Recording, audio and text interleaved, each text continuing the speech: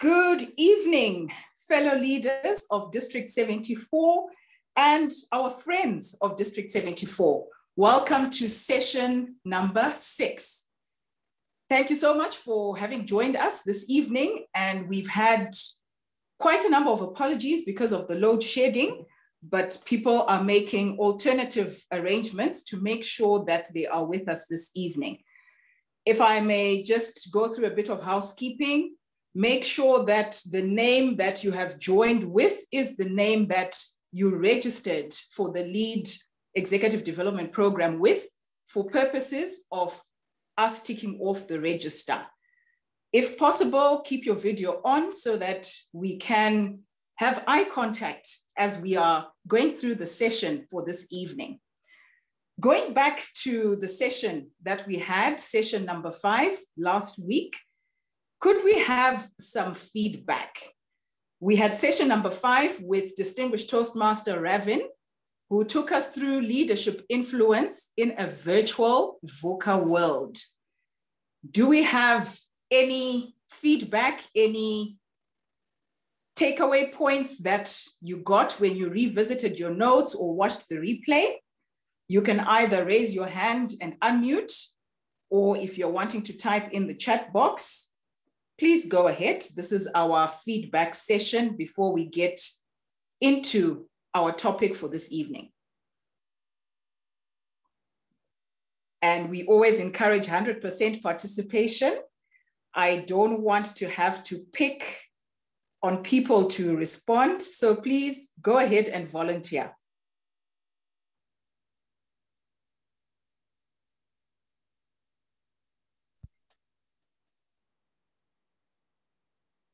Toastmaster Mkosana, I see your hand. Please go right ahead. Thank you, DTM Zivai.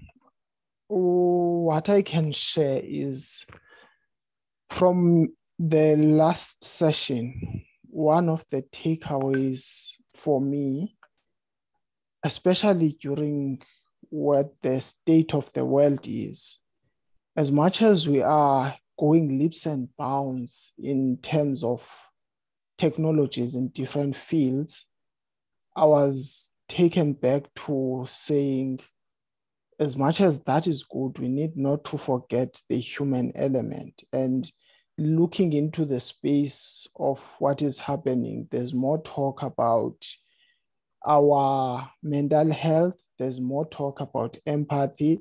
So that session, including other sessions, always tie me back into saying, as much as we are rushing forward, let's not forget how to be rooted. Above all progress, there's no better progress than being human. So that's my takeaway. Thank you. Great, thank you so much for your response. Toastmaster Hannah, I see your hand. Please go right ahead. Okay, good evening, everybody. It was quite a lot, to tell the truth. Like, it was quite a very packed session, and going through, I think for me, one of the biggest takeaways that I took was the strategy, how to deal with VUCA, using VUCA as a strategy to be deliberate, to inject new energy, to spark creativity, and so that, people can adapt to the VUCA situation that might arise.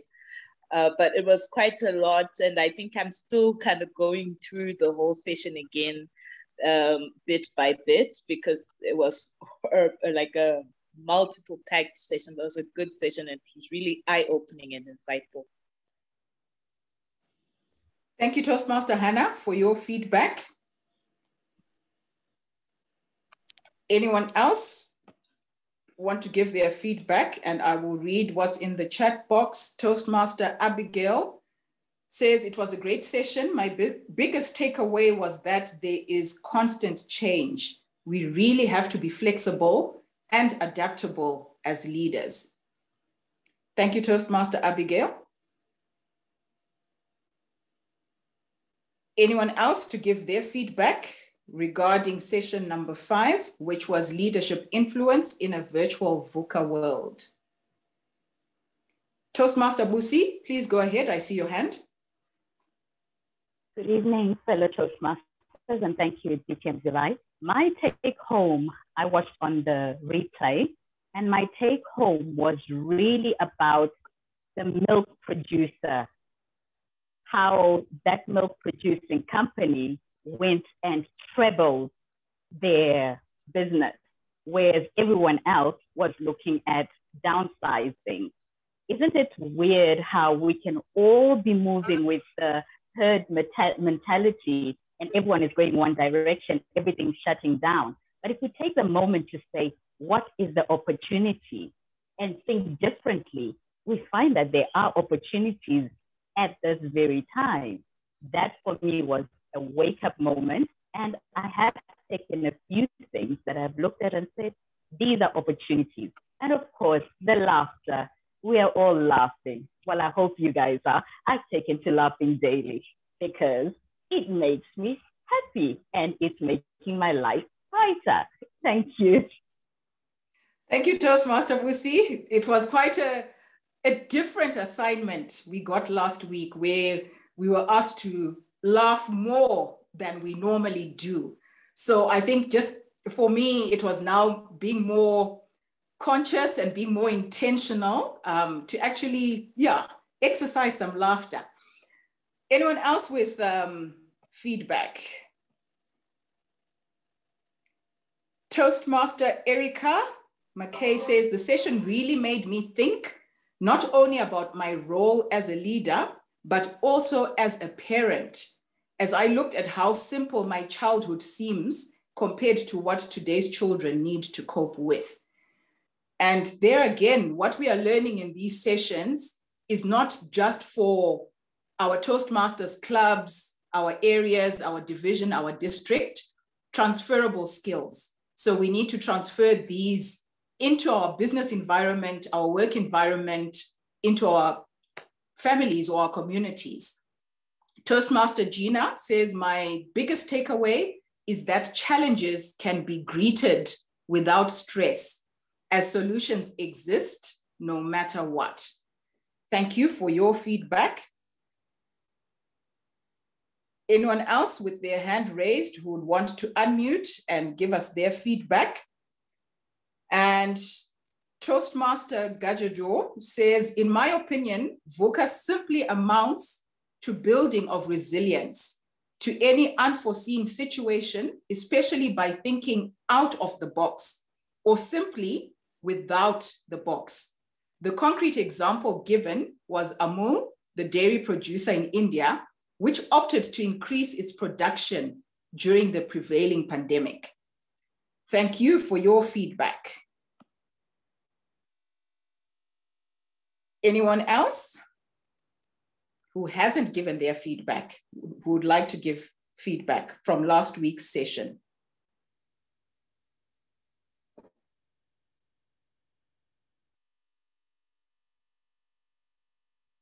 Toastmaster Gina, would you like to give us feedback before we move to Malile?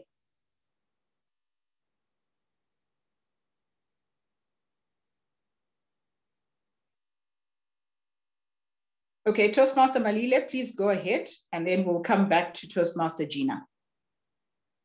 Thank you, distinguished Toastmaster Zivai. What I also took from last week was just the almost like, I want to say, lifestyle of the trainer, especially when he reflected about his relationship with Toastmasters as an organization, that he had been so long with the organization and how value-adding it has been to his life. It really made me feel that I'm at the best place, because he emphasized that he's been around, leadership development and all kinds of trainings for a very long time, but still, for him, Toastmasters is right up there. I appreciated that. Thank you. Great. Thank you, Toastmaster Malile. Toastmaster Gina? Thinking that food actually might not necessarily be the sugar, it would be the... Thanks, which Gina? Toastmaster Gina Roper. Oh, okay. I hadn't had my hand up. I enjoyed it very much. Sorry, I'm still fiddling around here. I rushed home from work to get here in time. But I did enjoy it. It was very enlightening. All right. Thank you so much.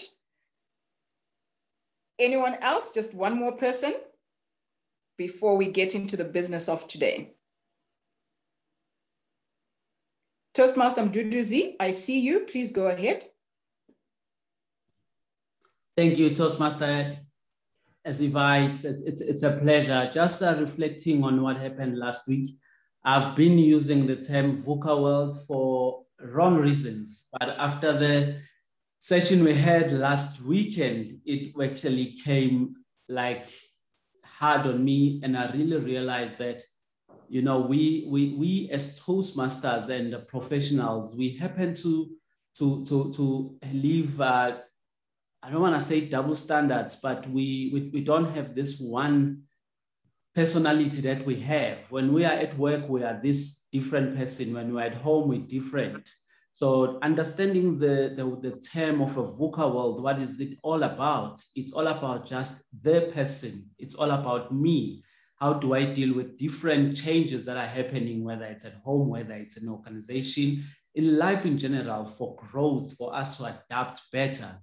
So there was a lot of things that were shared in there, but my takeaway really was courage, that with everything that happens around us, we must be courageous to give it our best, to just go head on and see what we can learn and never really fear anything. So that was the real message for me. And the VUCA world is not just what is happening right now, but it's what the changes that are coming in the future, just for all of us to be aware of those. Thank you. Thank you, Toastmaster Mduduzi, for your feedback. We will move on to the order of business for today, which is our session number 6. And we are looking at coaching conversations to improve team performance. And our facilitator for this evening was the district governor in 2010-2011, and his team achieved 12% growth rate of 12% in a single year. And that year, District 74 finished at number 8 in the world. And like me, you'd be thinking, okay, what does 12% mean? Now, when I researched, in 2011, that was 2010-2011, Toastmasters had approximately 2,500 people or members in District 74, and we were in 9 African countries. And during that time, Distinguished Toastmaster Erich achieved more growth in 1 year than the previous 10 years combined. And the growth was sustainable. He is a successful coach and leadership trainer, specializing in helping newly appointed leaders lead newly formed teams. He speaks 6 languages, some of them quite well, and lives with his 2 partners and 3 children in Johannesburg. So when you look at the growth, to say what had been achieved or what hadn't been achieved in 10 years was then achieved in 1 year. What better facilitator trainer to take us through session number 6, which is coaching conversations for improving team performance. If you could help me welcome our trainer for today, Distinguished Toastmaster, Erich Viedge. Over to you, DTM. Thank you, Madam Toastmaster DTM Zivai. I appreciate the introduction. Sanbonani molweni avsheni dumelang awe. Bulishani mulibwanji. Boom dia. I had to learn all of these greetings when I was the district governor because we were in 9 different countries. We're in many more countries now. So I should say bonsoir because we're in Mauritius now and Angola. So it's lovely to be here. Thank you so much for having us. I'm going to run through, we don't have time for a 5-year coaching course today. I'm afraid we just got the 1 hour, 1.5 hours or so. So let's just concentrate on some very simple, very useful, very practical things just to get you started. So the first thing I want to ask is I would like you to raise your hand. So at the bottom of the screen, you've got a bar, a black bar, and next to the leave button, the leave meeting button, is a little smiley face, and it is for reactions. And I would like you to raise your hand, click the raise hand reaction, if you are a professional coach, by which I mean you have done professional coach training, you may or may not be accredited, but you have done some professional coach training and you make money being a coach. Please raise your hand.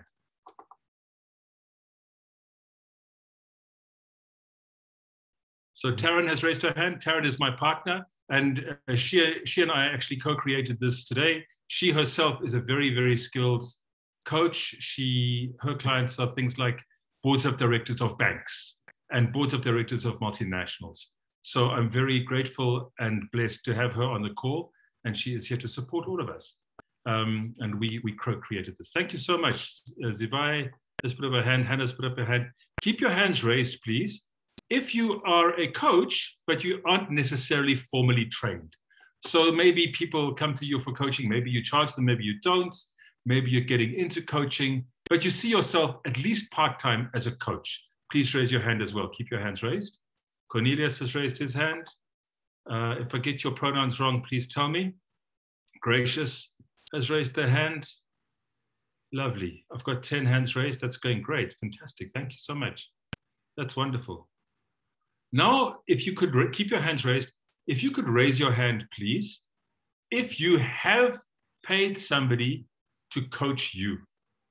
If you in your life have a coach, even at the moment maybe, or in the past, you have given people money so that you yourself could be coached. I see some more hands are going up. We've got 15 now. This is great. Thank you so much. 21. So that's about a third of us, yeah? About a third of us have had some kind of experience. Oh, there you go. That's wonderful. Busi, Gianna, Duduzi, Lucero. Fantastic. Thank you so much. Lovely, no bantu. You can lower your hands now. Go back to that same place, and you can lower your hands, and let's carry on with the session. So, as I was chatting to Taryn this morning about how we were going to approach today, one of the things that Taryn said to me, Taryn is not a Toastmaster, and she said to me, what's interesting about Toastmasters is that we are speakers. And in a way, coaching is the opposite of speaking. So it's quite a weird thing to think of that, right? Now, you must remember, this is coming from me, and I'm the guy who says, when you speak, you lead. I'm a big believer in speaking. It's very weird looking at everybody's static pictures. If I could have your cameras on, I would be very grateful, because I'm looking at pictures. It looks like I'm just talking to the wall. And I would be very grateful if you could turn on your cameras. There you go. Thank you so much, so that I can see your beautiful faces, and I can see you laughing at my stupid jokes, and I can see you maybe waving your hands around. That would be wonderful. Thank you so much. The Duzi is putting on his camera for me. Thank you so much for putting on your cameras. I really, if you can, I'd be very, very grateful. So what's interesting about speaking is that coaching is the opposite of speaking. And you must remember, this is coming from me. I'm the guy who says, when you speak, you lead. So why do we speak then if coaching is the opposite of speaking? What's the difference, right? Speaking is very good for injecting energy. Speaking is very good if you want a standing ovation. Have you ever been in a session and there has been a powerful speaker, and you leave that session and you are revved up, you're going to go places, you're going to change the world, and then quick as a flash, nothing happened? Raise your hand if that's ever happened to you. It happens, right? We go away, we think, this is amazing, this guy's fantastic, the message was perfect, this woman has changed my life. And by the time you get home, that energy is gone, right? Welcome to the world of coaching. Speaking, especially in big crowds to lots of people, 20, 30, 40, 50, 100, 2,000 people, speaking is great for that. It gets people energized. But what are you going to do with that energy? Now, we're all district leaders. One of the things we want to do is start clubs. That's what we did in our year. Our team started clubs. If I said, let's start clubs, you would go, yeah, let's do it. And I had speeches. I promise you, I had speeches, very inspirational speeches. People loved to want to start clubs. And they did start clubs. And they would think, this is amazing. We have to start clubs. Toastmasters is fantastic. We have to start clubs. But it wasn't the speech that did that. It was the coaching that did that. The speech gave people the desire to start the club, the energy to start the club, the reason to start the club. But starting the club, that was coaching. And coaching is the opposite of speaking, because coaching is two main things. Coaching is firstly, and we're going to talk about these two main things today. Coaching is firstly, I'm just going to see if I can share my screen. The first thing that coaching is it is listening. That is the first thing that coaching is. And the second thing that coaching is it is asking questions. So I'm going to just share my screen here, and we're going to go here. We're going to press play. You can see my screen. Coaching Masterclass, that's my name. That's my phone number. And that's my email address. I'll give it to you again at the end if you want. Coaching is two main things. Coaching is listening, and coaching is asking questions. These are two things that you do not do when you speak. When you are speaking in front of people, you are not asking questions. And you are listening to the audience, of course, because you're wanting to see their feedback. You're wanting to see their reaction, but you're not listening to understand them. When we are speaking, it's all about our message, what we want to say. When we are listening, it's all about what we want to hear, what the other person wants to say. Now, I think that I am in a group of Toastmasters here, and then I think that you guys are good listeners. So this is my belief, that you are a good listener. And I want you to raise your hand if you think you are a good listener. Do you want to raise your hand? If you are a listener 6 and above in the listening skills department, please raise your hand. Oh, we're getting lots of hands. This is very exciting. Oh, lots of, I love it. Thank you so much. I've got 10 participants, 11. Oh, we're getting close now. 12, 11, 12, no. Oh, 12 out of 60. We've got about 60 people on the call today. 12 out of 60. What's that one? Oh, 15. Can we get more than 15? Oh, yes, 15. That's nearly a quarter. That's 1/4 of us think that we are good listeners. 1/4 of us think we are. Do I have an advance on 16? This is fantastic. Can we get to 30, do you think? Oh, 17, 18. We're getting there. All right. I'm going to close the poll in 5, 4, 3, 2, 1. 19 or 20 of us think that we are good listeners. That's quite good. So somebody's moving around. I can hear their microphone on. If you could just check that your microphone's off. All right, so you can lower your hands now, and let's see how good we are at listening. So of course it's a trick question, right? Because if I'm saying, "Oh, you're a good listener," you're thinking, "Oh, this guy, he's got something up his sleeve." So I'm going to warn you now. I'm going to tell you a short story, and I'm going to ask you some questions at the end. And at the end of this short story, you will then understand how good you are at listening. And then you will be able to say, yes, I'm a good listener. No, I'm not. So sorry, let me just do this quickly. I just want to stop sharing my screen. Don't know how to, there you go. Right, so what's interesting about this is that, let me see have I stopped sharing my screen? Yes, that's better. I'm even giving you advance warning. Now, when you have a coaching conversation, there is no advance warning. Nobody says, you'd better be listening. We're going to ask you questions afterwards. You have to be listening very carefully. So I'm going to tell you a short story, and let's see how good we are at listening. Once upon a time. Are you sitting comfortably? Good. Once upon a time.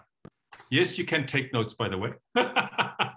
It's not going to help you. But if you want to take notes, if you're in a coaching conversation, you're not going to take notes, right? Because it's a bit weird, like somebody's taking notes while you're talking. That's crazy. But you can take notes if you think it will help you. It won't, but you can if you want. Once upon a time, there was a great city of Galam that stood beside a lake in the kingdom of Bang. In the center of the city was a castle, and the king lived there with his only daughter, Christina. The king could no longer walk, but he was often seen being pushed around the city in a white wheelchair by his servants. Christina was a popular princess. She was happy. She was always willing to help others. Maybe she went to last week's Fuka call and she was laughing a lot, right? People of Bang often commented that she would make a good queen. Now, it happened that as well as the king, his daughter and his subjects,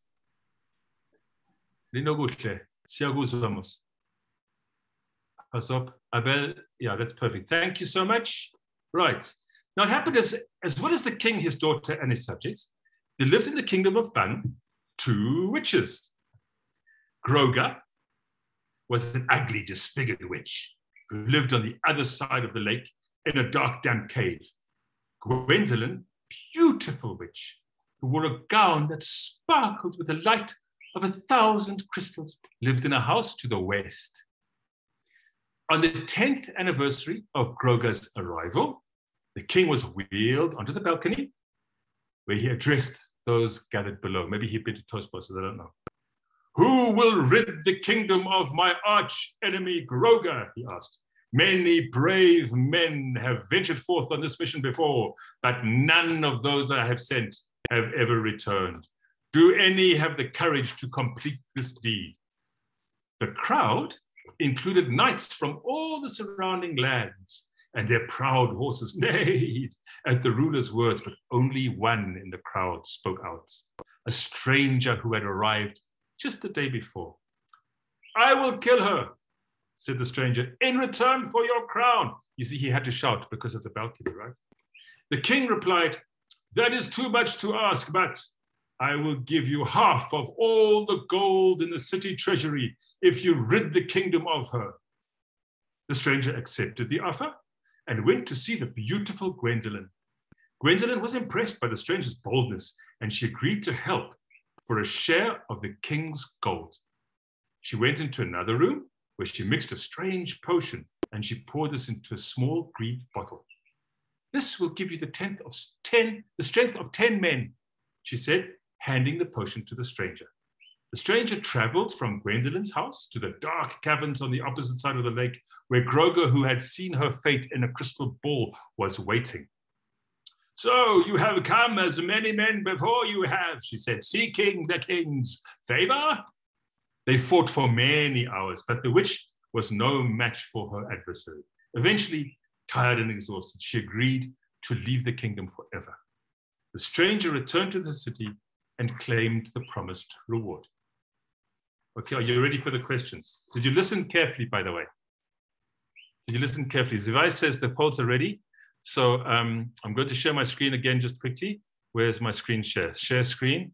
Right, are you ready for the questions? Are you ready? Here you go. So now I'm sharing the wrong screen. Let's try that again. Share. Oh, you see, I have closed the keynote. This is not good. Open masterclass. Zack. Et voilà. Are you ready for the questions? I hope so. Right. True or false? Not very difficult. I'm going to ask you true or false, not how many or anything like that, just true or false. The city was called Bang. Is that a true statement or a false statement? You can write yourself a true or a false. That's question number 1. Question number 2, the city was ruled by an old king who could no longer walk. That's question number 2. True or false? Question number 3, true or false? The castle was in the center of the city. That's question number 3, true or false? Question number 4, Groga was a wicked witch who lived in a cave on the other side of the lake. That's question number 4. Number 5 was, the stranger was a knight from far away. That's question 5. Question 6, the stranger wanted to be made king in return for killing Groga. That's question number 6. Question number 7, The king offered the stranger a great fortune instead. Question number 8, a good witch lived to the west of the city. Question number 9, true or false? The stranger agreed to give Gwendolyn half his gold if she helped him. Question number 10, true or false? Question number 10, Gwendolyn mixed a potion which she poured into a green bottle. Question number 11, the stranger rode from Gwendolyn's house to Groger's cave. Question number 12, Groger had killed many men before. Question number 13, Groger's magic was no match for the stranger. And question number 15, the stranger used a magic potion to defeat Groger. Can't move this bar. Can I move this bar up? Oh! All right. Yeah, there you go. I think that's all of them. 1, 2, 3, 4, 5, 6, 7, 8, 9, 10, 11, 12, 13, 14. I'm missing one.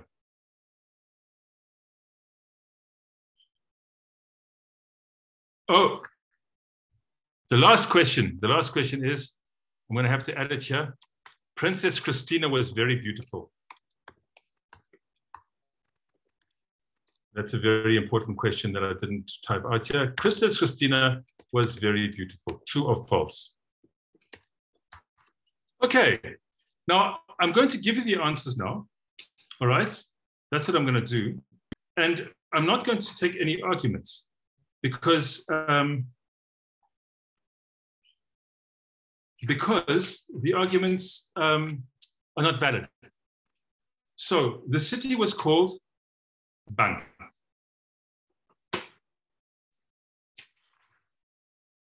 The city was called Glam. So if you say the city was called Bang, that is false. The city was in fact called Bang. Glam, sorry, the city was called Glam, and the kingdom was called Bang. So that is confusing because they sound the same.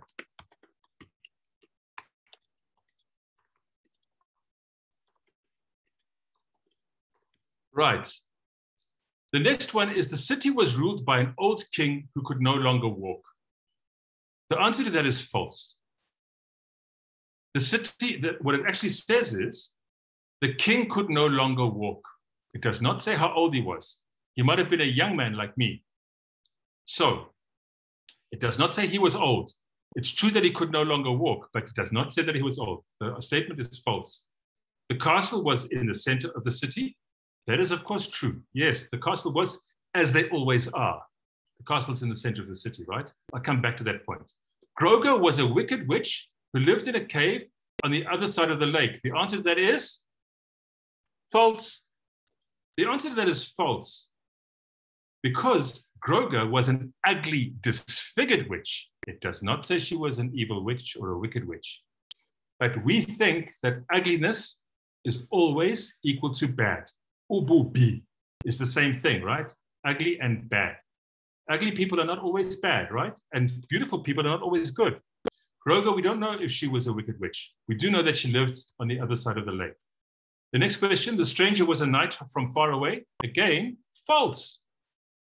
This crowd had many knights in it from far away, and their proud horses neighed at the sound of the king's words. But the stranger, we don't know anything about the stranger. The stranger may or may not have been a knight. We do know that the stranger arrived the day before. The next thing it says is the stranger wanted to be made king in return for killing Groger. Now, Taryn and I disagree. Taryn says the answer is false because the stranger said he wanted the king's crown. Now, literally speaking, yes, that is true. The stranger wanted the king's crown. But when we say, I wanted his crown, what you actually mean is you want his kingdom. So it's true and false. But I'm going to ask you to mark yourself. What do you think? The truth is that nobody said anything about being made king. The stranger did say, I want your crown, your majesty. And the king said, absolutely not. The king offered the stranger half of the gold in the city's treasury. How much is that, by the way? Is that a great fortune? I don't know, maybe he's a crap king and he doesn't know how to run a business. and maybe his treasury is empty. There's no great fortune. He was offered half of the gold, half of the gold in the treasury, which might have been nothing, by the way. A good witch lived to the west of the city. Now, you know where this is going, right? Gwendolyn was pretty and beautiful and graceful and probably thin. And she had a gown with thousands of crystals, but nobody said anything about her being nice. She might have been a horrible person. She might have been wicked. So we don't know if Gwendolyn was a good witch. So we can't say that a good witch lived to the west of the city. False. The stranger agreed to give Gwendolyn half his gold if she helped him. Once again, false. A share of the gold, yes, but nobody said a 50% share. Next one, Gwendolyn mixed a potion which she poured into a green bottle. If you mark that true, you can heave a sigh of relief. You got one, well done. It was, in fact, a green bottle. The next one is, the stranger rode from Gwendolyn's house to Groga's cave. They said nothing about riding, by the way. Yes, there were horses in the crowd. The stranger, we don't know if the stranger had a horse. The stranger traveled is the word we use, not rode. So if you say the stranger rode from Gwendolyn's house, you got that wrong, sorry. Groga had killed many men before. Nobody said that. The king said, I have sent many people to kill this woman and none have returned. Did Groga kill them? Who knows? Maybe she did, but it doesn't say that in the text. So again, false. Groga's magic was no match for the stranger. And it doesn't say that really. What it says is, they fought for many hours, but the witch was no match for her adversary. Adversary is another word for enemy or opponents, right? It doesn't say the opponent used any magic, by the way. It just says that the Groga couldn't match her opponent. Again, false, right? The stranger used a magic potion to defeat Groga. Who says? The stranger may not even have had the damn magic potion. Maybe they left it behind. Maybe they left it in Gwendolyn's place by mistake. That can happen. I went to work this morning and I left it. I was halfway to work and I didn't have my car with me. That's a joke. But it can happen, right? That you can leave a place. Thank you, Sivai, for laughing at my joke. It can be that you can forget things behind, right? And the final question was, Princess Christina was very beautiful. Says who? She was a popular princess. She was smiling all the time. She attended last week's VUCA meeting and was laughing a lot. They thought she would make a great queen one day. Nobody said nothing about being beautiful. All right, are we good listeners? Sivai, are you ready with your poll? Let me stop my screen sharing. So, are we good listeners? So we're going to ask some questions. Did you get, say, between 12 and 15? Tot up, how many marks did you get? 12 to 15, 9 to 12, 7 to 11, 4 to 7, less than 4. You can vote.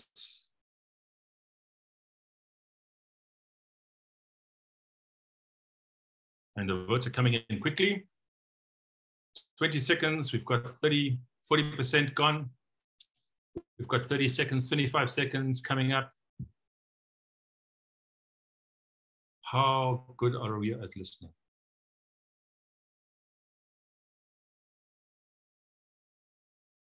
%53% of the participants have voted. The other ones are still trying to work out who Groga was. And another third are thinking, where can I get a dress like that? And some of you are wondering, what is the recipe of that magic potion? Because it sounds neat.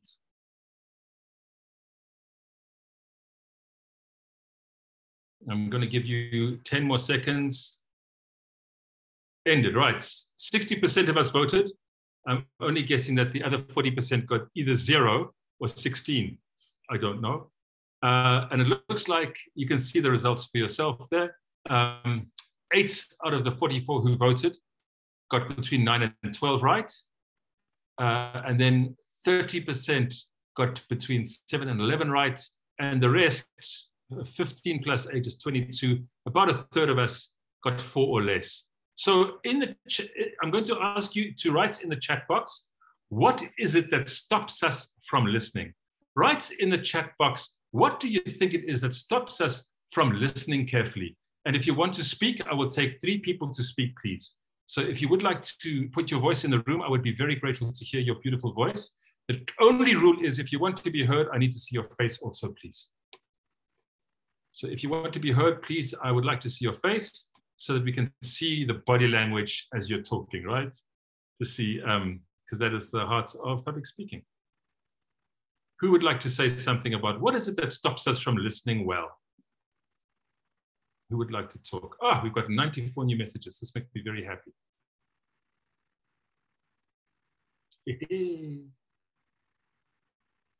Thank you for doing the, Taryn has put the answers of the quiz in the chat box, which is very kind. Hello, you can hear me? I'm listening. I can. Who are you? This is Stephen Kapoloma. I wanted to attempt the question. Good man.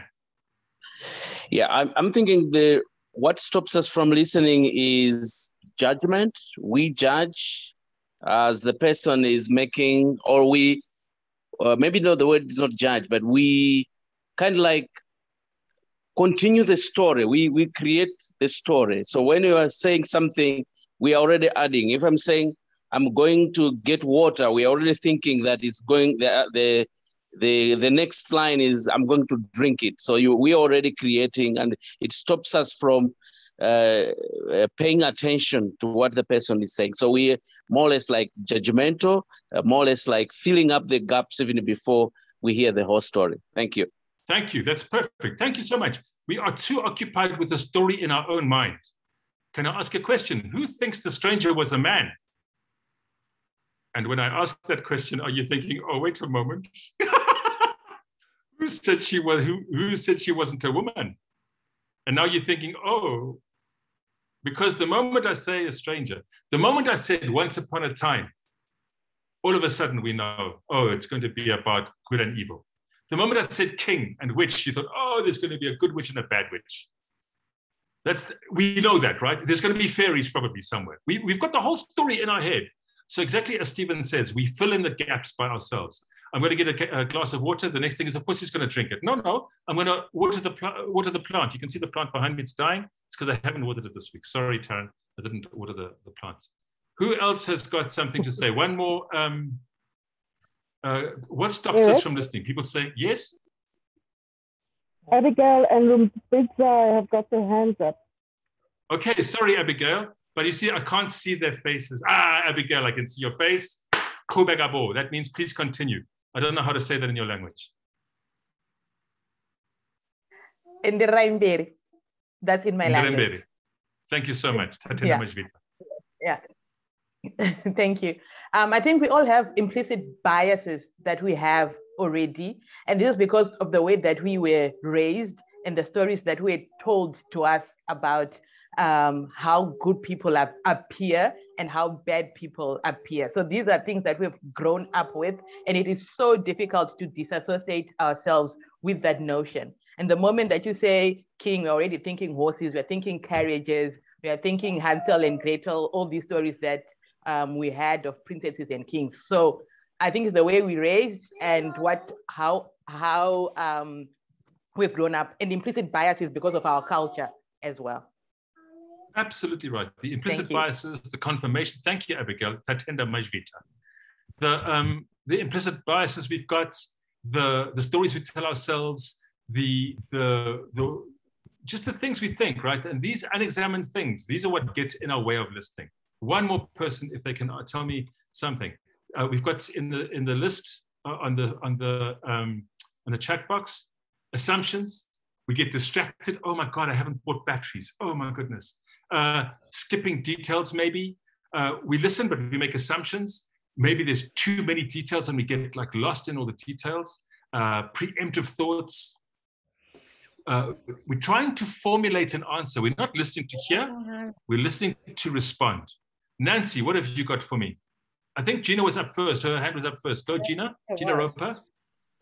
I'm not too sure I was, but what I wanted to say. That's okay then. Yeah. Have you got something against a good imagination? I have always said that I hate to see a movie of a book that I've read because I've already given them personalities, outfits, and the whole works. And that is a good imagination, I think. It's not making unwarranted assumptions. So this is not an imagination exercise, this is a listening exercise. So you're absolutely right. And imagination is a beautiful thing. And when we're speaking and creating stories, it's very, very powerful. What we're wanting here to do is coaching is about listening. And so coaching is not about... Story. Say that again. You told us a fairy story. That's right. Once upon a time.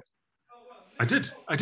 And what is your score on that quiz? Do you know? 8. Okay. So there were 7 things then that you heard, but when I said them, I meant something. And when you heard them, you heard something else. And that's dangerous. Yeah, no, I'm not arguing that point. I'm just saying that, people are talking about bias. I don't think it's bias. I think that, certainly my education at school was to be imaginative. So I just don't like it being described as bias or it's getting put in a very negative way. And I don't think that is necessarily true. Okay, thank you. All right. So bias, imagination and bias are different. Okay, thank you. That's a good point. Nancy, what have you got for me?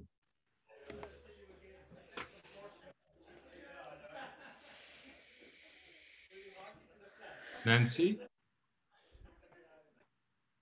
Hi, can you hear me? Yes, I can. Okay, yeah. For me, I'll give a practical example about a certain topic that I'll discuss with my husband, and I know his sentiments towards certain things about religion. And once he starts that topic and he starts trying to stress his point to me, I'll just be dismissive and I'm not listening anymore. I'm just waiting for the conversation to end so that we won't get up to 1 a.m. arguing on certain topics, on certain fundamental principles that I believe I was raised up to believe, and he was raised up to believe something to the contrary. So I will just shut off and I'll just pretend I'm listening, but I'm just dismissing everything he's saying. So sometimes I don't listen. You don't listen because we know what they're going to say. We think, I know what this person's going to say. And they're wrong anyway, so. His values and my values regarding issues are totally different. I know what he's going to say. I don't want to listen and I don't want to hear it. I think that's beautiful. Thank you so much. I think that's beautiful. Absolutely. Sometimes we, sorry, I don't know. You're cutting out quite badly, Nancy. So I think you're absolutely right. Sometimes we think we know what the person's going to say, so we'll pretend to listen. Absolutely, yeah. We'll pretend, but actually we're not getting anywhere, right? Sorry, it's not. It's breaking up. Okay, I think let's move on. So I think what I'd like to do now is let's just set out some breakout rooms. What I'd like you to do is I'm going to be putting you in some breakout rooms, and I would like there to be. You have to choose who is going to be A and who is going to be B. No, you know what I'm going to do? I'm going to do something different slightly. I'm going to share my screen again. I said to you at the beginning of the session, right, that coaching is about 2 things, listening and asking questions. So right now we've learned that listening is hard to do. We are preoccupied, we think to ourselves, we're not paying attention, we are imagining things, we're not hearing what they have to say. So what gets in the way of listening? So here are some tips. Listen for the other person's stories, not for your own story. If you're unsure about something, ask for clarification. So that's one tip. Another tip is make it about them, not about you. You're not listening for yourself to hear your own thoughts. You know what your own thoughts are. The trick is to be present to the other person and try to make it about them. The third tip is, if you're unclear, ask follow-up questions. So I'm a bit unclear about that. The beauty of that is it slows things down a little bit. It slows things down a little bit because sometimes people go very fast, and it helps you understand where they're coming from. You need to be careful with this because if you interrupt too much, they will stop talking. And then my final tip is don't take notes. If somebody is taking notes, they're not listening. If somebody is writing, they're not listening. It's very hard to write and listen at the same time. So those are some tips. Listen for the other person's story, not for your story, and that's to make it about them. Ask follow-up questions from time to time to make sure that you are understanding. And then finally, don't take notes. What is a very, very good tip is you can also summarize, but when you summarize, use their exact words. Don't use your words, use their exact words. And then you can ask a question, how did I get it 70%? Did I get it 50%? How well am I getting you? And they will tell you, you're getting me 20%. You're getting me 40%. You're getting me 80%. And then you can say, what have I missed? And that's a very powerful question. So are we a little bit more familiar, a little bit more now about questions? About listening, sorry. So the next step about coaching is asking questions. Coaching is about asking questions. Now there is one question. Can I ask a question before we move on? I think you should, Hannah. All right. No, sorry, I had to chime in because I had lifted up my hand. Okay. So you just said right now, when you ask follow-up questions, or you can summarize using their words.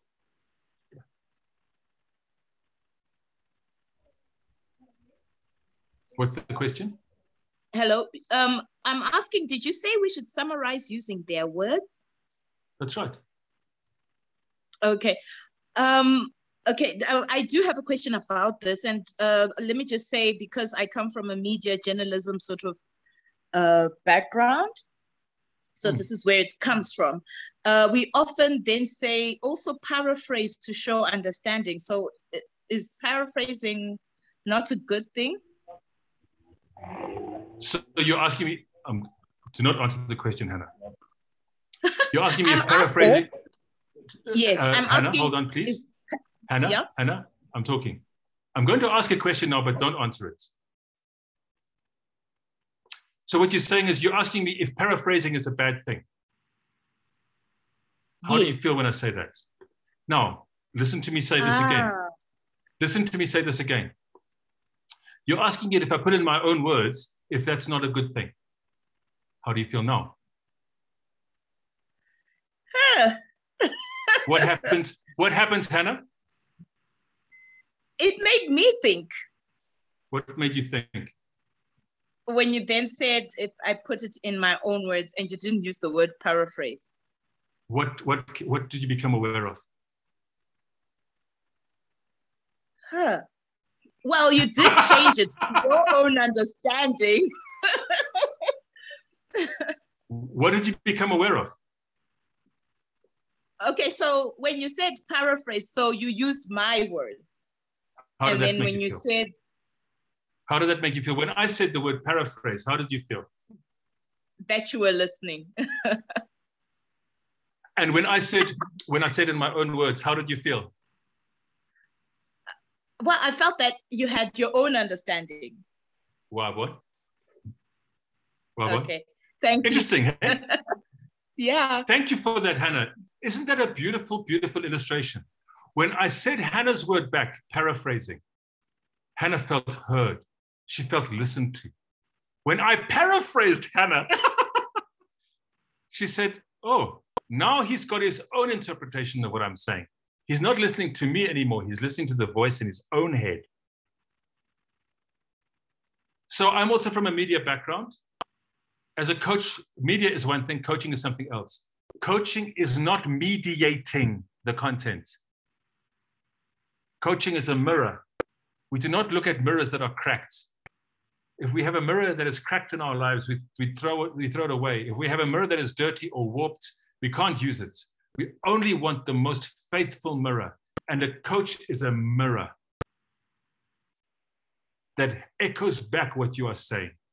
I hope that helps. Thank you for that. That's very, very beautiful. Now, what I'd like you to do, please, I'm going to break you up into some rooms.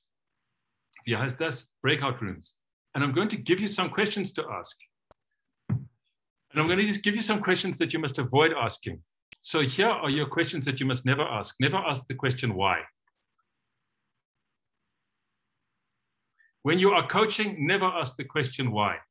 Why did you do that? Oh, you know, I'm having a terrible time at work. Why do you let them treat you like that? Is this a helpful question? Does this question make people feel good? Does this question make them feel empowered? It does not. The purpose of coaching is to empower people. What does empower mean? Empower means to give people options. Somebody who has no options is disempowered. People in jail are disempowered. They have no power. That is because they're in jail.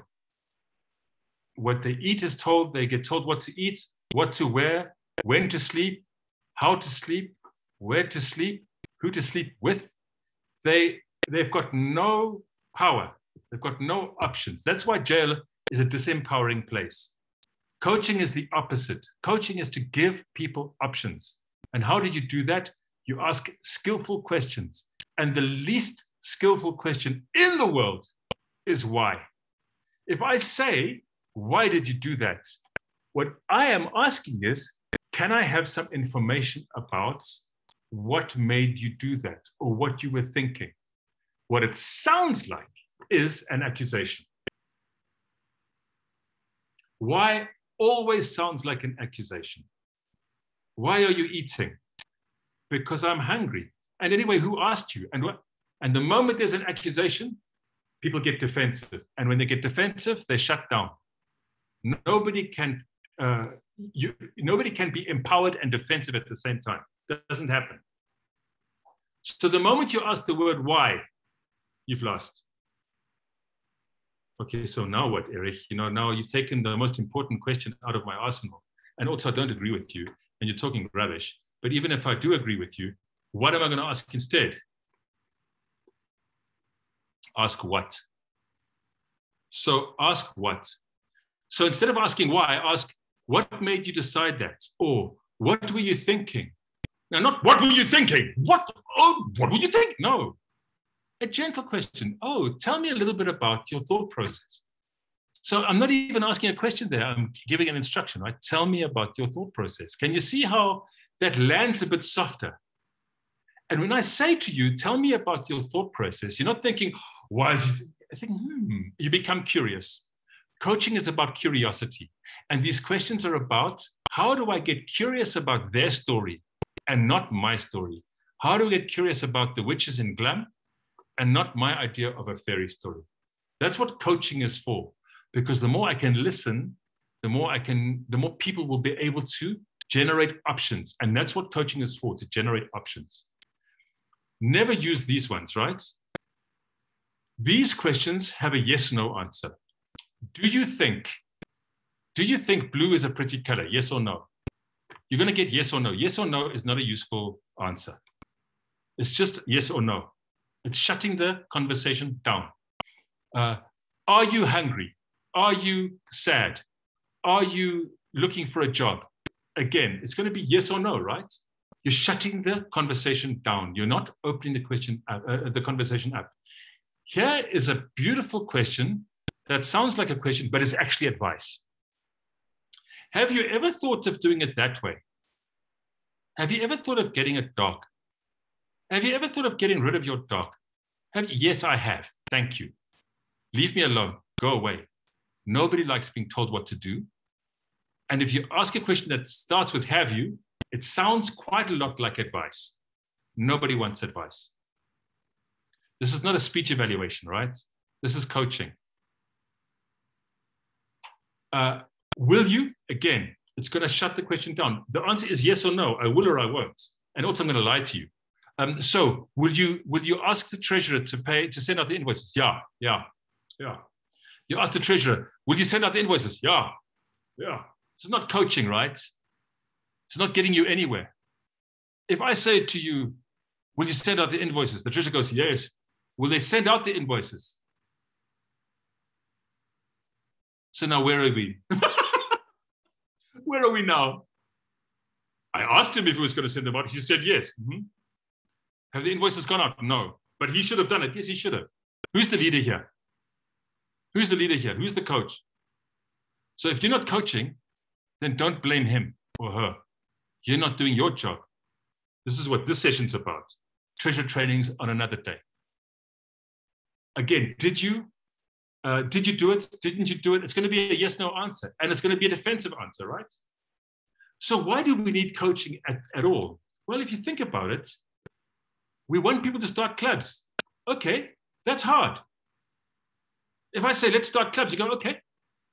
How do you even start? You can't start clubs. I have started clubs. It's not a one-person job. Can't be done. It's a multiple person job. And the moment you've got multiple people, you've got lots of moving parts. Where do you even start? How do you even go about it? If you can't ask the right questions, you're going to get nowhere. So I'm going to ask you to go into a breakout room, and I'm going to give you the questions to ask. Here are the questions that you can ask. You can write these down. I'm just trying to, oh, Hona. When I share my screen, my mouse disappears and then I can't see what I'm doing. I don't know what this question is. This is a rubbish question. I don't know why I wrote it. All right. What obstacles do you see? So I'm going to give you 4 questions. You are allowed to use only 2. I'm going to give you 4 questions in your session. You are allowed to use only 2. The first question is, what obstacles do you see? The second question is, what have you become aware of? What did I ask Hannah? I said, what did you become aware of? Was that a useful question, Hannah? Yes. It made me think. It made you think, right? So the moment I'm making you think, you are then generating options. So what have you become aware of? Another question Taryn has told me I must write is, tell me more. This isn't even a question, right? It's so beautiful. Tell me about that. Tell me more about that. Unpack that for me. What does that mean? When I'm asking these questions, you are listening very carefully. You have to. The next question is, what's the next step? I used to ask this question all the time. It was my number 1 question. We would say, we're going to start a club. I would say, what's the next step? Oh, makes me think. I suppose we have to get 20 people. Okay, what's the next step? Oh, maybe we should find a place for, maybe you should go on Facebook. Okay, what's the next step around that? Oh, you see, every time I ask that, I'm getting closer and closer to starting the club. The next one is, what decision have you made, if any? Maybe you've made a decision, maybe you haven't. If I say, what decision have you made? I'm presupposing you've made a decision, maybe you haven't. And this is not about me, it's about you. If you've made a decision, great. If you haven't made a decision, great. That's okay. Tell me more. Does it make sense? The more you can talk and explore your own reality, the more you are generating options for yourself. Okay, I'm going to break you into breakout rooms. I want you to, this is the directive. Can I break people into breakout rooms? Why can't I do that anymore? All right, somebody who's supporting me on the Zoom call can break people. Oh, there's my pause button. But now I don't have breakout rooms anymore. I'd like breakout rooms of 2 people each. There they are. And what I'd like you to do is choose an A and a B. So who's going to be A and who's going to be B? Who's going to be the client and who's going to be the coach? Let's put it that way. Who's going to be the client and who's going to be the coach? The client must come with an actual problem, an actual real life problem that they are facing in their life right now. And by problem, I mean the following thing. What do you want to do that you haven't done just yet? What is something that you'd like to do that you haven't done yet? Just write that down. You know, start a club, learn Sanskrit, whatever it is. What is it that you'd like to do that you haven't done yet? That's the problem that you're going to come with. That's the client. The coach is going to ask these 2 out of these 5 questions. Tell me more. What obstacles? What have you become aware of? What's the next step? What decision have you made? Those are 5. You can use 2. And you have 4 minutes. Are you comfortable with the directive? Anybody got anything they want any clarification around? How this is going to work? I'm giving you another 15 seconds. Anybody want to ask a question about how this is going to work? All right, I'm going to break you into breakout rooms. The moment I find out how to do that, there you go. Breakout rooms. We create 2 breakout rooms. No, I want to create, how many people are we on the call? 60. We have 71 people. So I think 71 people. Create, yes, so I think we could create 34 rooms, which would accommodate 68 people. That would then leave the 3 of us, that is the Zoom masters as well as you. And Taryn, okay? So 1, 2, 3. You're going to go into breakout rooms. One of you must be client, one of you must be coach. And then after that, please can you ask 2 out of these questions? And those are the only 2 questions. If they stop talking, that means you have stopped listening.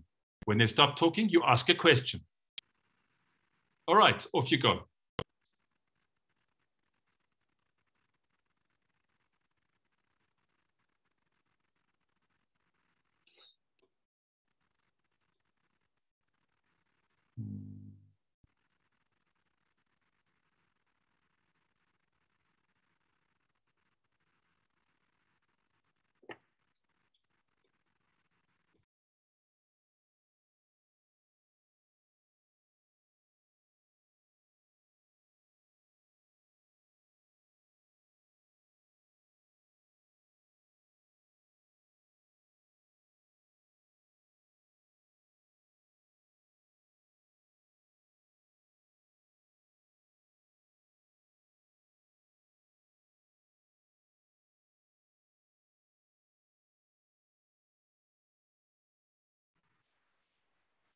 All right, so I'm going to ask you a question. Raise your hand if you can hear my voice. Are we all in the same room here now? Is that what's happening?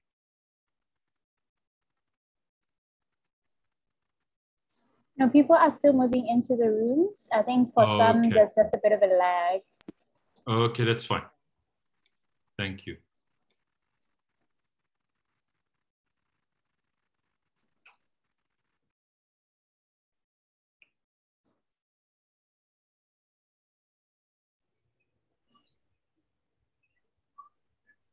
Eric, you can also check if anybody's in a room by themselves.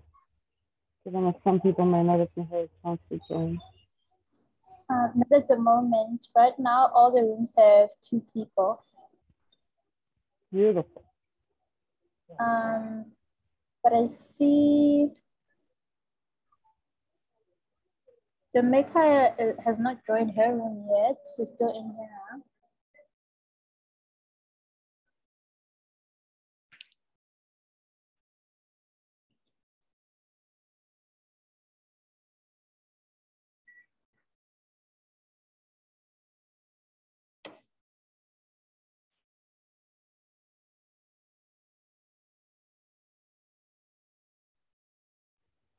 You're on mute, Eric.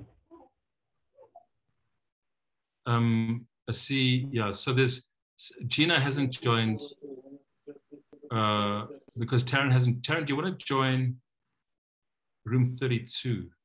Let me do that quickly. Oh. Yeah, I think for people that can practice, even if you add 2. So Gina Apadu is waiting in room 32 for you, Taryn. So move her to, is there somebody else alone? I can't hear what you said.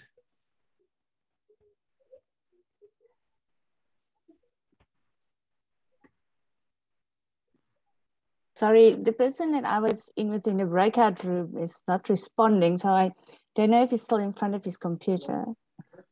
Okay, still. All right, that makes sense. All right, I'll tell you what. Estelle, are you happy to be a client? Sure. Okay, fantastic. Give me a problem that you're working on right now. The actual problem that I'm working on right now, and I'm using Canva to do our invite for our club. And I want the link to be, when you click on it, you go to the link immediately. And the only way I can do that is if I do use it in a PDF, but I don't want it in a PDF. I want it in a JPEG. So I have no idea how to do that. So what are you going to do? Well, I've been watching YouTube videos, hoping that somewhere along the way it will happen, but it's been a day now and I haven't figured it out yet. Okay, so so what's the next step?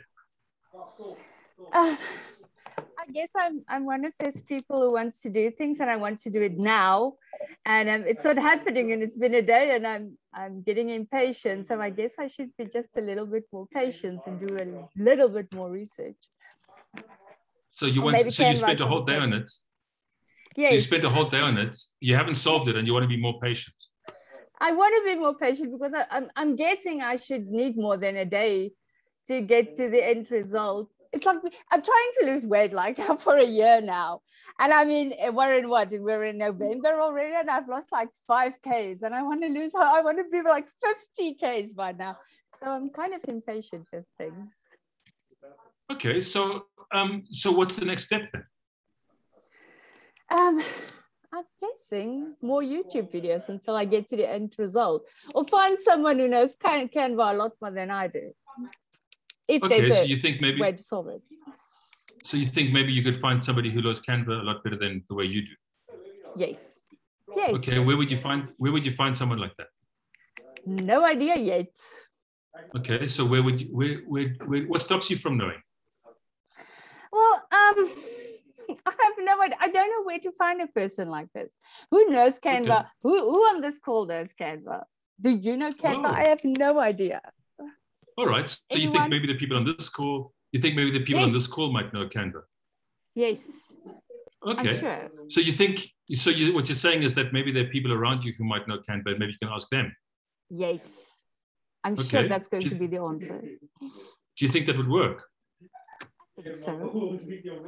I think you think it will? I think, well, I've been using Canva for like about 2 months now. So I don't know it as well as I think others will. Okay. All right. So can I ask a different question? What did you become aware of as we were talking? That I actually had the answer, right? Okay. Okay, you're laughing. So what's the laughing about? The laughing is I actually have the answer. I just had to say it out loud. Isn't that interesting? Because in my head it's like I have to do that. I don't know what to do. I don't know what to do. And now that I said it out loud, it's like, okay, this is the answer. I've been knowing it all along. Right. Did you feel that I listened to you? I did.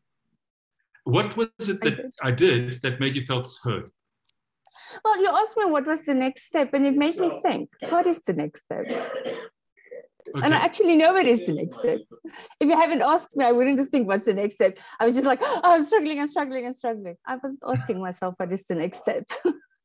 Okay, that's fantastic. And so how are you feeling now? Are you feeling more or less optimistic than you were when you started this conversation? A lot more optimistic.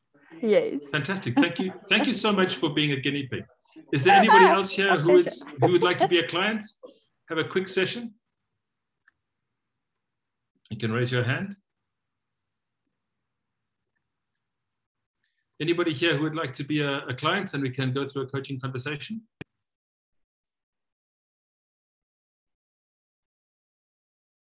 Maybe all these people are not actually on the call. Who knows? Nancy's here. Nancy, are you happy? That's 4 minutes. Yeah. Okay. I think let's close the breakout rooms. It normally gives them 60 seconds. So let's close all the breakout rooms. Let's see what happens. All the breakout rooms are closed in 60 seconds. Estelle, how comfortable are you feeling now in your ability to ask those questions? A lot more confident. It's easy questions. It's actually easy questions. I can have a conversation with my husband like this and actually win an argument. No, not win an argument, get to the end result. I don't want to win. I just want what I want others to sing. And that's why I can get what I want. Taryn always says, when you win an argument, what do you win? Exactly, I don't want to win. I just want understanding. There you go, I just want understanding. All right, so far so good. Thank you, welcome back to the people who've come back. In a moment, I'm going to ask someone, again, 2 or 3 people to just reflect on tonight, on those questions, how it went for them, and what you became aware of. And if you'd like to drop that into the chat, that would be great. And there's somebody who's not on mute. I can hear their kids in the background. I don't know who's, let's see if I can mute this person. I can hear somebody's kids, and we've all got kids. I know how it goes. All right. Thank you so much, guys. I really appreciate that. I know it wasn't a lot of time. As it happens, in the plenary session, we had some people, and we managed to go through a small exercise along the lines of what I asked you to do. What did you become aware of? I'd like 3 people to speak. What did you become aware of during that process? Sorry, Gina, there's somebody said nobody came into the breakout room. I apologize for that. So the breakout rooms weren't perfect, and I'm sorry about that. I really am. We'll work on making them a bit better in the future. What did you become aware of during that conversation? Okay, Tando says, I realized I tend to ask leading questions, and this way of asking encourages the other person to speak. Okay. Sometimes leading questions are good. Sometimes leading questions are also you're telling people what you think. So the classic joke about that is, have you stopped beating your wife? Well, how do I answer that? Like, I never started beating my wife. How can I stop beating my wife? No, just answer the question, yes or no. So these things are interesting, right? Thank you. So who would like to talk to me a little bit about what you became aware of? Do I have any hands up? Yes, Rumbidzai. Please tell me what you think. All right, thank you very much. What I became aware of is, like the questions that you gave us, is you then become more attentive in terms of the questions you're asking. So you're no longer having those preconceived notions, and then you actually get to listen to what the person is saying and thinking, and you can then assist them better rather than basing on assumptions. So I think the questions were then clarified from their point of view, and the technique you then said that with the question that the person asked me, then asking them, repeating the question again to just get the clarification, then gives them the comfort that no, this person's actually listening to what I'm saying. So I think that's. So were you the client or the coach? I was the coach. I was the coach. All right. Thank you. That's a beautiful awareness. Thank you so much. Aliyah, Haifa. Mduduzi, did you want to say something? I don't know. Your camera's on. Okay, Mduduzi, go. Thank you very much, Eric. So 2 things. I lost 2 clients in the first minute, so it was not good as a coach. But the third one made it. Thank goodness. So 2 things that I noticed was that even though I was a coach, asking the questions as a policeman taking a statement did not work. To say, what is the next step? It was challenging for me. I had to make it a conversational so that I understand what needs to happen. Secondly, it happened that when I asked the question and the client says, I don't know, I found myself wanting to ask why. And I said no. Then what I did, I had to recap what she has said previously so that I can get to the next step. So that was for me an exercise and a half. Thank you. Did it work, Nduduzi? Yeah, the time was against us. So which got cut, which was not fair. Yeah. And when you did the recap, did that help? So it seemed to have helped, but because she wanted to actually give more information. And that's when we actually got cut off. Beautiful. So when they stop talking, that means you have stopped listening. And Duduzi, if they were giving more information, that means you were listening, right? That's the proof. How many times have we been talking and we realize nobody's listening to me? Then I stop talking. I mean, it's normal, right? Was there a client here who found the encounter useful? I'm going to ask Alila to go. Alia, sorry.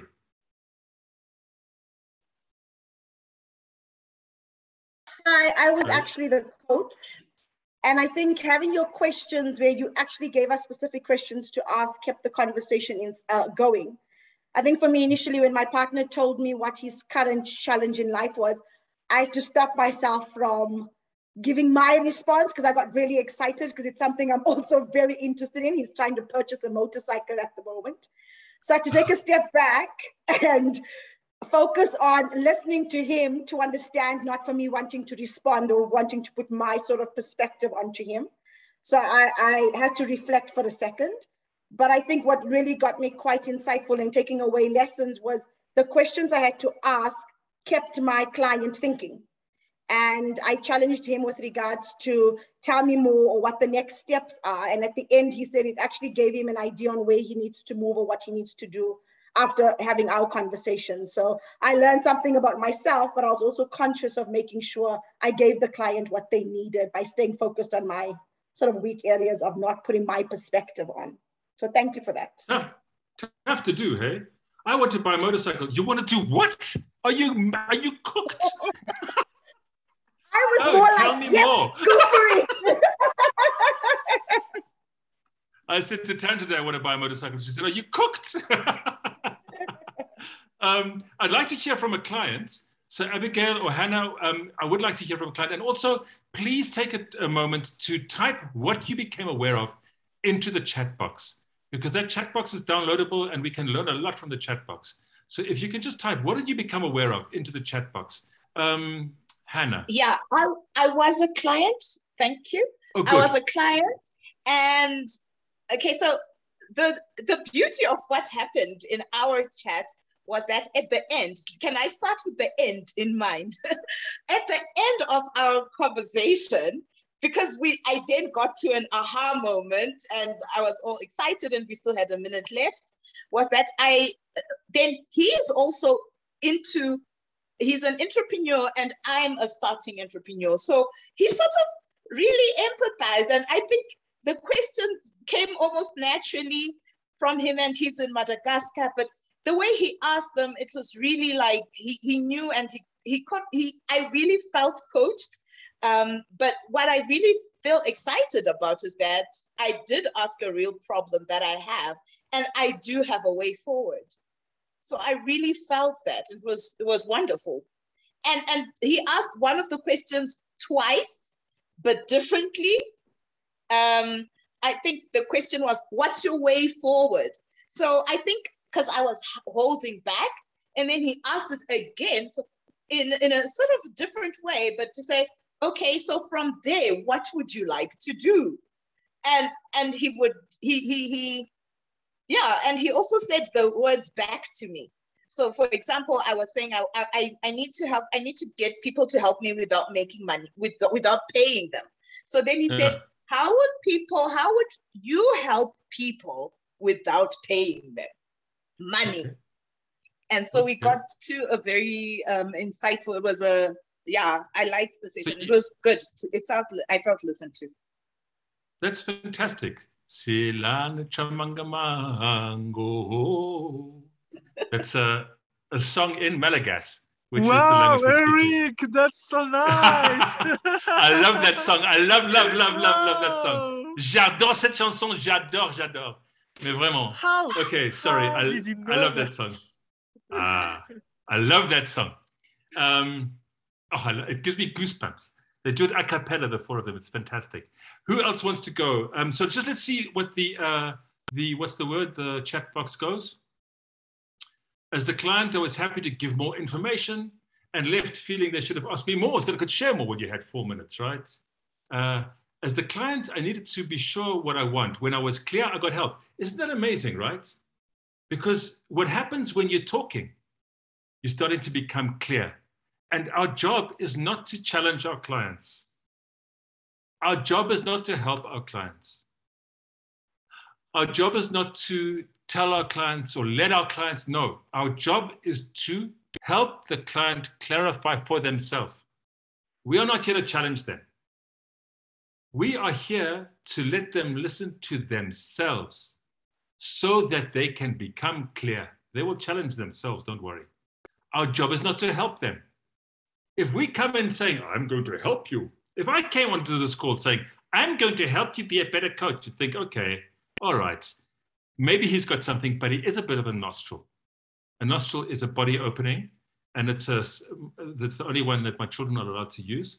They're not allowed to use other body openings when they swear, right? Thank you, Mduduzi, for laughing at my dad joke. So this guy's a bit of a nostril because he's going to help us. I don't need his help. No, our job is not to. Now, if we listen to the clients, they will feel helped. That's what we want, but we are not here to help them. We don't know better than them. We are here to listen. Lindo kuhle, khuluma bo thetha. Ngiyabonga baba. Siyabonga nathi.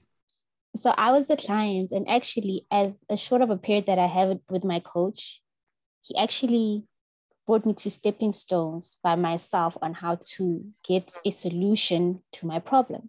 So the questions that he had asked me were more directive of what I wanted. So I said, I have a problem with procrastination. And he said, why do you have a problem with procrastination?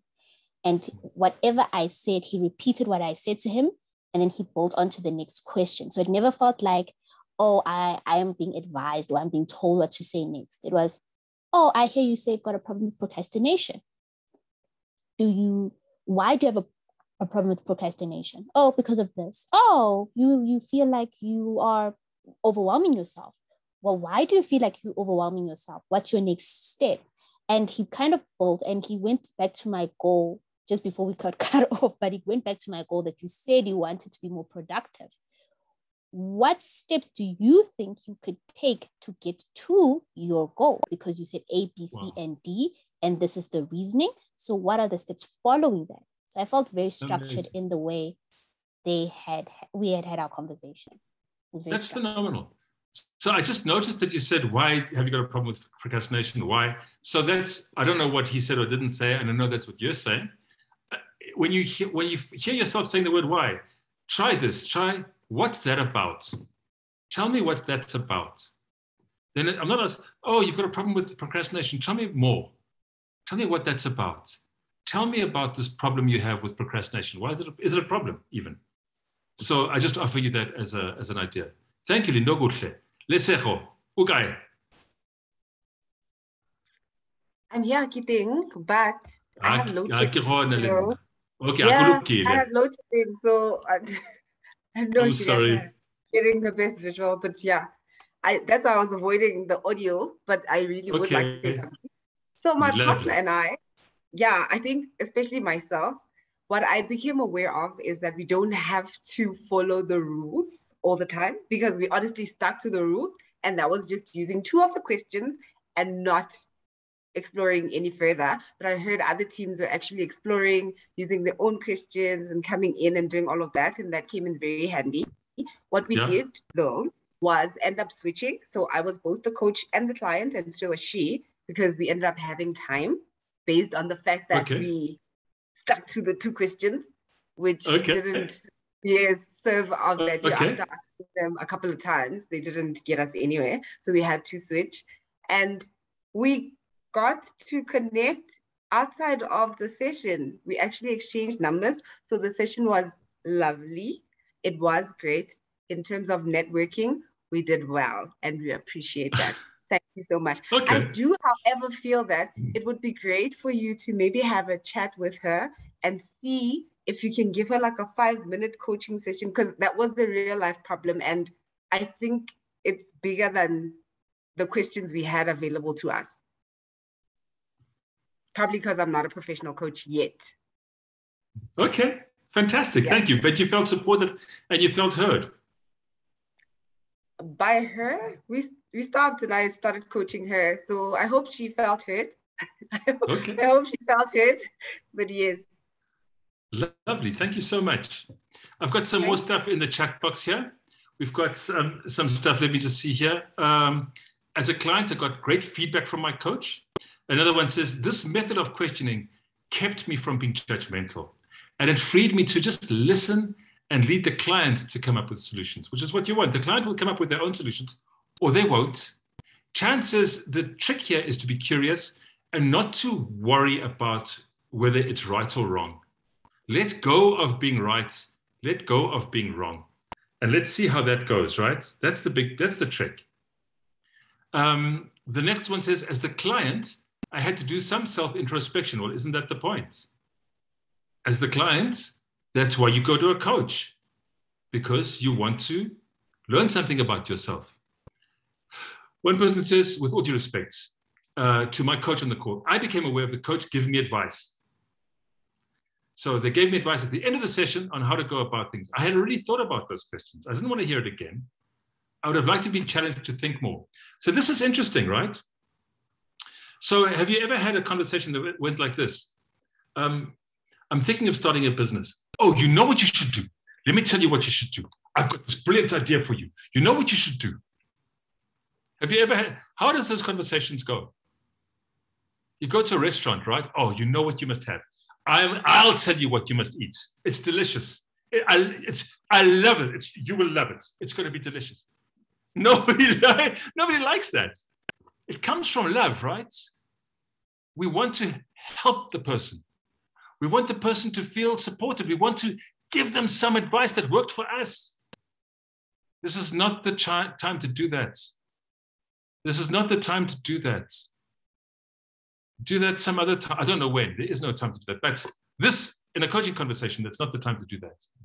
If you find yourself giving advice, my mentor told me, because I used to give a lot of advice, very good advice, by the way. He used to say to me, go into the bathroom, close the door, look at yourself in the mirror, and give yourself all that brilliant advice that you want to give your clients. And when you have finally stopped talking, go back to your client and say, tell me more. Tell me more. That's what he said. Because let's face it, nobody wants the advice.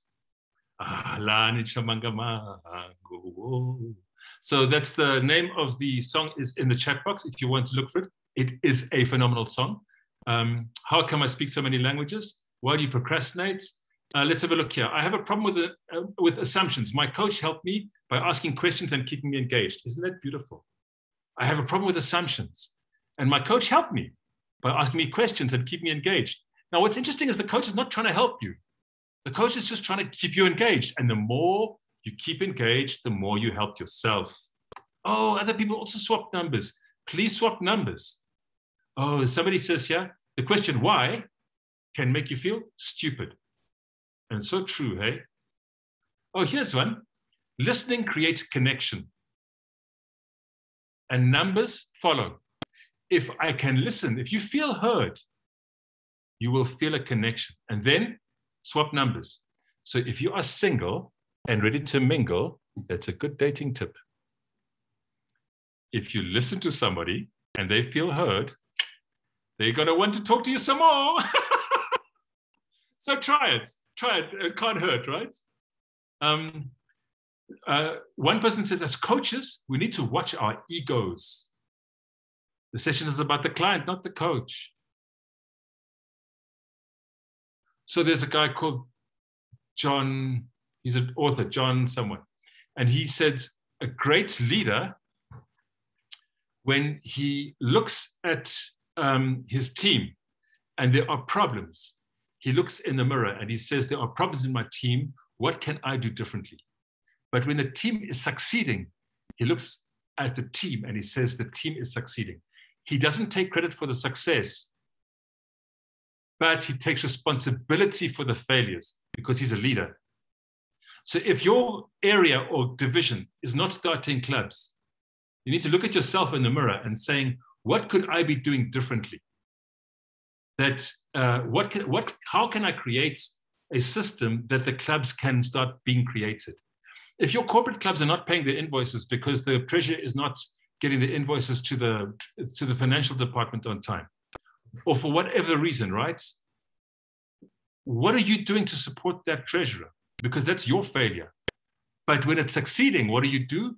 You go to the treasurer and you slap that treasurer on the back and you say, well done, treasurer, you got that done. You are coaching in the background to get the performance so that the people can perform for themselves. And I'm going to tell you something that happened to me, right? At the end of the year, when we started the year, we were 41. District 74 was 41 out of 84 districts or 85 districts. We were not having a good time. Hey? 2 years before, we were number 81 out of 81 districts. We were not having a good time. At the end of my year, we were number 8 in the world.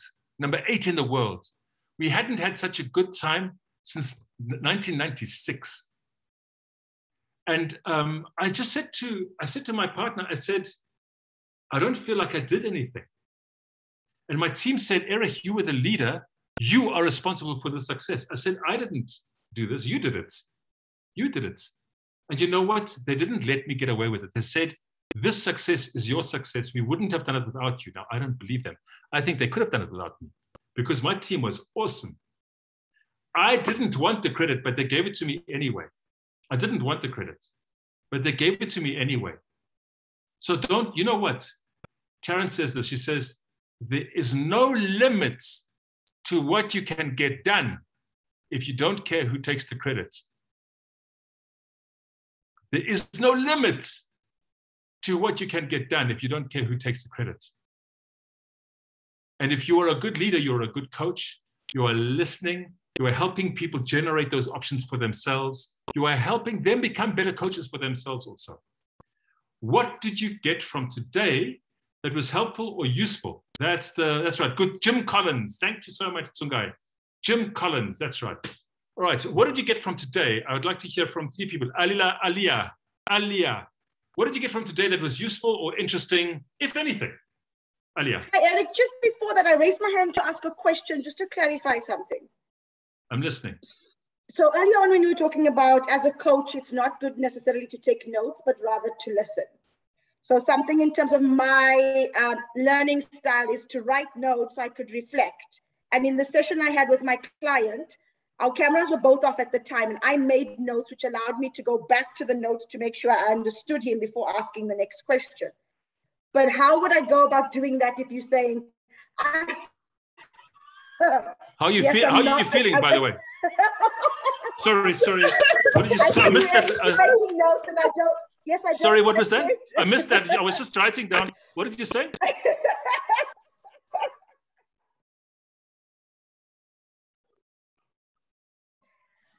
Sorry, Alia, did you have a question? Completely understand, but how do I, as the coach, get better at that without making notes? What do I need to do? So you get better. So I have 2 tips. I think my connection's been up, Erich. I have 2 tips. Tip number 1 is if you want to write something down, say, I want to write this down. So you say, oh, just hold on, please. I want to write that down. Hold on. And then you write it down. Now I'm writing. Okay. So what you said was, and then you can read it to them. And then you can continue listening. But now you are communicating that you are listening because you're saying, I don't want to miss anything you said. I want to write down what you said. Then I write it down. And that is so awkward, Alia, that you won't do that anymore and you'll just listen better. But if you do, I do that sometimes. Oh, that's an important role. That's an important point. I just want to write that down quickly. And then I write it down. Oh, I had a question. Let me write that down. Just hold on, please. I write down the question I wanted to ask. Please tell me more. And then, oh, I had this question that I wrote down. Can I read the question to you? Can you see what I'm saying? That's called framing. So this is not the 5-year course. If you want the 5-year course, we've got that as well. We are launching, in fact, next year, a coaching accreditation program. So if you want to know more about that, Taryn's got some details. But this is just a 1-hour session. Did that help you, Alia? Was that a useful thing? Yes, definitely. And I think you gave me my reality when you just kept making notes and just, yeah, thank you. You can lower your hand now, Alia. What did you get out of today that was useful or interesting or thought-provoking? What awareness did you come to today, through today?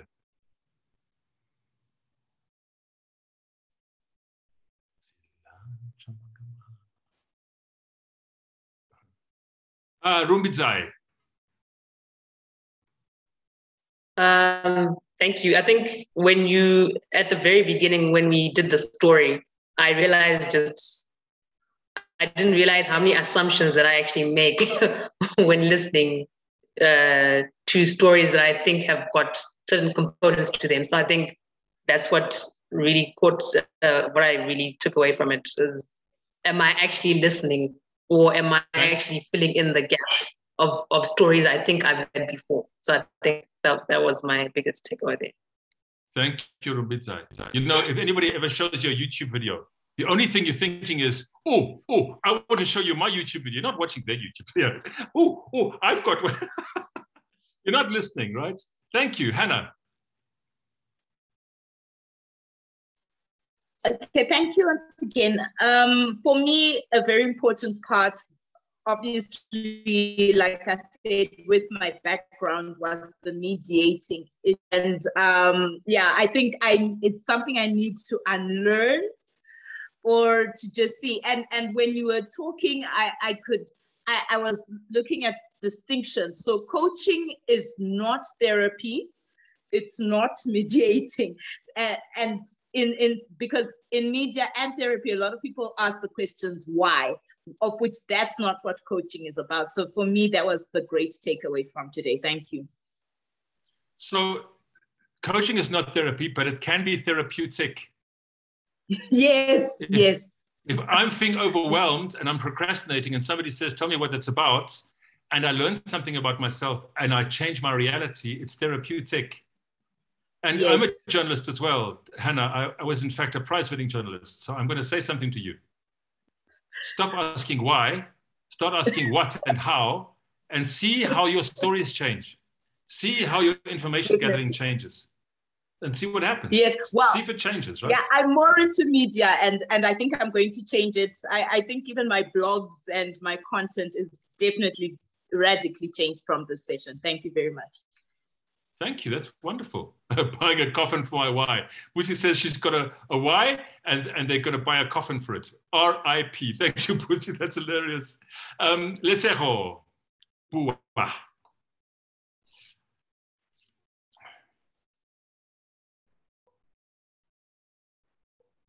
I think I learned to hold back and hold up with the unsolicited advice, because we do that so much. You hear something and you really want to tell a person how to handle it, but sometimes you also don't have the solution to it. I think especially in the room that I was in, that you want to ask a person so they can actually find a way to work around it. And maybe that was my weakness in the whole part as a coach, that I wanted to help her so badly. Felt like, but I need a few more questions. Like I was saying, that I also learned not to always stick to the rules, because I could have asked a few more questions outside of what we had already available to us. But yeah, I just, not to empathize too much and try not to be a superhero. Don't try to be a superhero. You know what? The client will come up with something or they won't. The client will solve the problem or they won't. It's not up to you. This is not your circus, not your monkeys. You do not have to have them. It's the client's problem. The client's problem is not your. Do not get attached to your client's problem. It's their problem to deal with. If they don't want to deal with it, that's fine. It's got nothing to do with you. But if they want to engage with you, that's fantastic. It's letting go of the expectation, letting go of this need to be right, letting go, exactly as you said, Isabel, of being a superhero. When I say that, do you feel heard? Because I used your words, right? Thank you, Lesero. Busi. I have an aha moment. The reason why people have not been paying is because I've been giving advice. So here goes the advice, and I will start coaching. When they start seeing the results, they're going to start paying me. Thank you. Okay. It's like a penny has dropped. So were you giving bad advice, Pussy? I was giving very good advice, but... And what happened? Because it's my advice. Busi, you know what you should do? You know what you should do? Listening. It doesn't matter what I say right now, because if I say, you know what you should do, you're thinking, ah, whatever. Exactly. He's going to You've tell me already some rubbish. said it. Awesome. Give me some rubbish about himself, right? He's talking to, the moment I say, you know what you should do, I'm talking about myself. I'm talking to myself. I'm no longer talking to the client. Good luck with that, Busi. That sounds awesome. So what you're saying is, when you stop giving advice and you start asking questions, maybe they'll start paying you. When they start seeing the results, they'll start paying you. I like it. I like it. Some of the other ones. One person said, and this is thank you so much for this. This has been the best of the coaching sessions. I've learned a lot, but I want to learn more. Oh, that's lovely. Thank you so much. That is available. You've got my email address. It's always available. Good. Now, there is homework. We have to give homework. Don't get attached to the problem. Oh, no bio break, and I didn't feel it. Yeah, sorry about that. Okay. I normally give bio breaks after 2 hours, but there you go. So we have to set an assignment. What I'd like you to do, please, is I would like you to have a minimum of 2 coaching conversations. I would like you to try to have 1 coaching conversation where you are coaching a client and everybody is your client. Anybody who comes to you and says, you know, I've been worried about this, I've been thinking about this, I'm worried about this, I'm concerned about this, I don't know what to do. If anybody says anything like this, here's your opportunity. Your opportunity is to say, tell me more. Your opportunity is to say, tell me about that. Your opportunity is to say, what do you think is the next step? Right, so that's your first assignment. Your second assignment is a little bit more difficult. Your second assignment is a bit more difficult. I want you to find something in your life that you're working on that you haven't got done yet. And I want you to go to somebody and say to them, please help me with this problem. And notice what they do and see how effective or ineffective it is. Please don't give them a coaching lesson then, right? Please don't say, oh, don't ask why. Don't say that. Please don't say that, right? Okay. Try not to do this with your romantic partner because it's not going to end well. I don't know where you're going to sleep that night. So what I'm saying is this. Try to ask somebody for input on a problem that you've got. And notice, I'm not saying it's a good thing or a bad thing. I'm not asking you to judge. I'm asking you to notice how it went and try to think, okay, that went well, or that didn't really work for me. What happened? What made the difference? And you will see there are a lot of people with lots of advice and very few skilled coaches. And this means that you, as a leader, have got a wide open field in front of you. And then bring your awarenesses to the session next week and see what awarenesses come for you. So Zivaya, I was told to go for 1 hour and 20 minutes. I've gone for 1 hour and 38 minutes. But I've given you 12 minutes. So I don't know what the next step is here. I shall leave, Lester has, I'm going to leave I'll tell you the word now, the email address in the chat box here, erichviedge@gmail. And then thank you so much to Taryn. You don't know her, she's not a Toastmaster. She's amazing. And she and I helped, she actually and I put this coaching session together. I did not want to do the Witches of Glam exercise, by the way. I didn't want to do it. I said, no, it's too theoretical. Yes, there she is. It's too theoretical. People want something a bit more real. Taryn says, do yourself a favor. It's a very powerful exercise. So if you like the exercise, then you can give a thumbs up to Taryn. Let's have a look here. There you go. You're getting lots of thumbs ups and waves and hearts there, Taryn. All right. And then Taryn's, right. So I'm going to just drop my email in the box here and Taryn's email in the box. Zivai, over to you. Great. Thank you so much, DTM Erich. And if we can send our emojis, our hand claps, if you want to unmute. And thank you so much for this session on coaching conversations. And it was so practical. because we got to experience what we normally experience, but not really looking at it with the set of eyes that you've given us today. And that coaching is listening, and we need to always ask the right questions. So thank you so much for this enlightening session that we've had. I know we normally have a question and answer, but people were asking questions as we went along. So I'm not sure if anyone else had a burning question that they still may have wanted to ask. If you do, I'm just checking in the chat box. It's all the thank yous and much gratitude. And also wanted to thank our non-Toastmaster, Taryn. I guess she's falling under the Friends of District 74.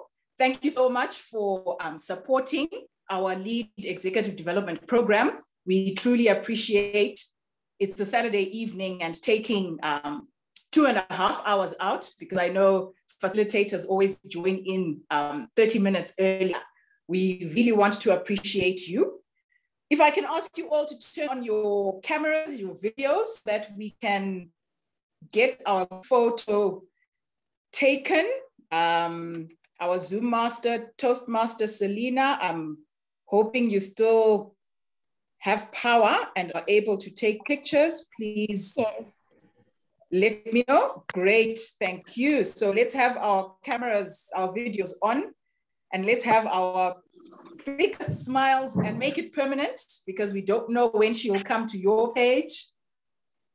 Let's all keep smiling whilst she takes our photos. If you want to make a happy one, if you're wanting to,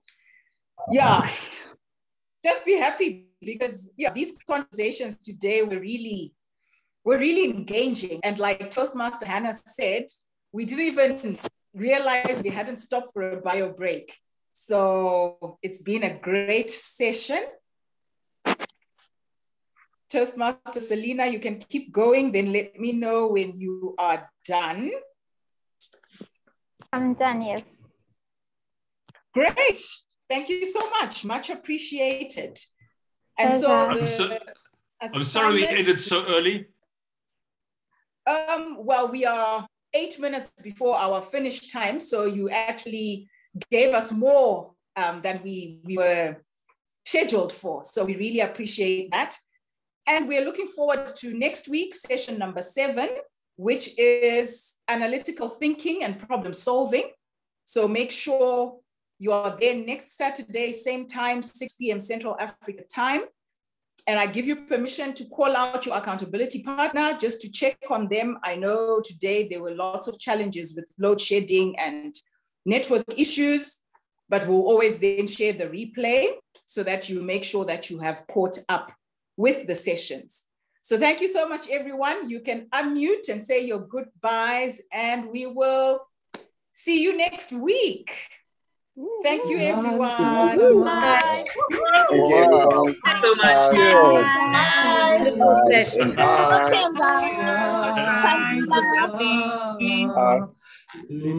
Thank you.